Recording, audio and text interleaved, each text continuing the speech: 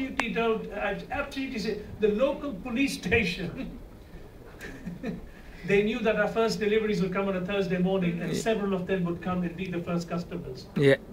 The local good and the great. And it made us a huge amount of money. And now in that workplace, having read the book, the words of Jesus, having read the Bible, now in my workplace I'm confronted with this issue. What do we do? At first we ignore it. Nah, it's okay. And then the elders from the local church visited us. This isn't good. Oh.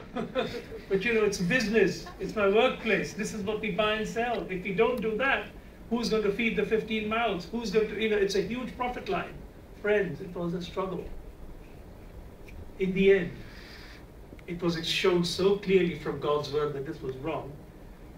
You know, we had the choice to return the books. They were on sale or return. So we could have got our money back. We didn't have to lose it. You know, we didn't do that. We burnt these books in a bonfire. But then the thing is, it's a nice bold thing to do. You burn your books and you think, now great, where's the cash going to come from? Who's going to pay the bills? And I tell you, God works in amazing ways. You know, we talk about hope in the workplace. I'll tell you what happened.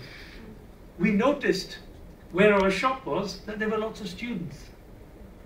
Every day at lunchtime, these students would come out and they would go to these local bars and local cafes and local restaurants. And we thought, what about doing sandwiches? So my mother, my sister-in-law, everybody got onto the bread and butter and ham and cheese, and the whole house changed to something different. You know, friends, within a week we were making more money selling sandwiches than those books provided for us before. You know, God has an amazing way. When you go and when you honor Him, He says, "He who honors me, I will honor." It was just extraordinary. This is not just a story. This happened. And this is reality. We talk of hope in the workplace. It was so easy to lose hope. At the point when we lost that business, we thought it is hopeless. Where will it come from? How will things change? Is there such a thing as hope in the workplace? Friends, from that little corner shop, I can tell you, I learned a lot about hope. So that later, after university, I then got a job in the City of London. The streets of London are paved with gold. I got a job at Lloyds Bank International. Whoa, you know, this was coming now. I'm arriving, you know. I'm cooking, this is happening. People used to say it's like David, who was it? David, you know, the guy, mayor of London, David Whittington? No. Dick Whittington, thank you. I knew it started writing. Dick Whittington, just listing you were awake there. Dick, yeah, and you know, I thought this is it. Friends, even in that institution, in banking, I mean, I had the privilege of coming in at the very highest level. I trained as an operations research analyst. Operations research analysts were few and far between 30 years ago. We were the new breed who were coming in with mathematical skills and the skills of physics. I did physics at university. And McKinsey's were hungry for people like us. So we came into Lloyds Bank International, and guess what? Everybody else had to start by eating in the mess or in the junior mess, the officers' mess. We could eat just below the boardroom. Real prestige, real kudos. We felt good. Young guys, you know, young analysts, and there with these 50-year-olds and 60-year-olds and reporting to the board of directors. Friends, I can tell you, you talk about these issues of hope in the workplace. I began to learn very quickly about how hopeless it was. I'll never forget one instance.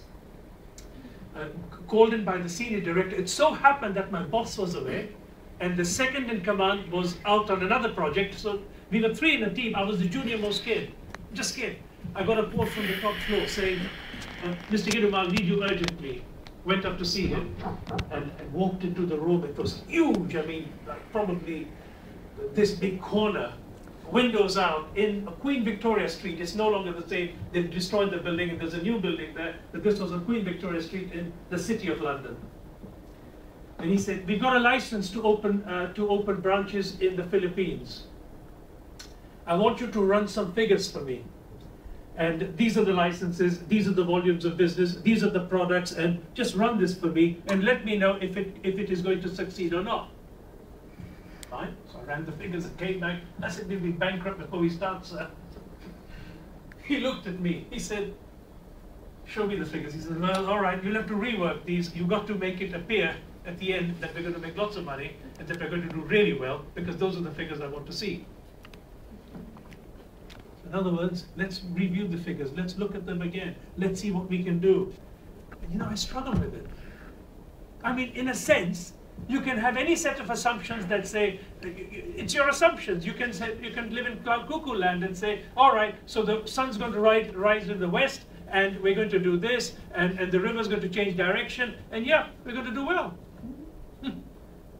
How do you handle these issues in the workplace? Friends, I struggled. I really struggled. I mean, I made it clear what the assumptions were, and I said, you take the figures and do with it what you like, sir. But as far as I'm concerned, I can't sign up to figures that are going to... I didn't get very far in the bank, by the way. I realized very quickly that in this particular institution, someone like me is not going to do very well. Another example, in the same institution, a young lady applied for a job as a secretary. And I'll never forget her faithfulness. I didn't interview her. She came in, and then the guys, my bosses, came to me. She said, guess what? They said, this girl we recruited, very amazing. I said, what happened? She said, finally at the interview, when we gave her the job, she said, I will not lie for you. I said, what do you mean? She said, if you're in the office and you tell me when the phone rings to tell somebody he's not in, I won't say he's not in, because you are in.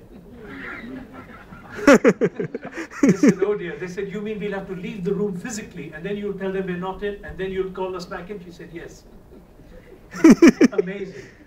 I just was so staggered. I'll tell you her name, Jean Ellis. She serves as a missionary in Austria at the moment, working with the deaf, with those who can't hear properly. She works with them, and she has worked with them faithfully, with young kids, for the last 30 years.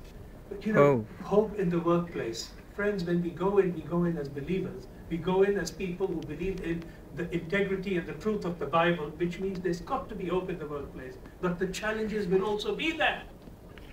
And I just want to throw in one word. There is a word in Hebrew called avodah. How many have heard the word avodah? I can't see, but anyone out there heard that word? Let me see. All right, avodah. It is a Hebrew word. It's in the Old Testament. And the word is a fascinating word. The word avodah means hard work, but it also means worship.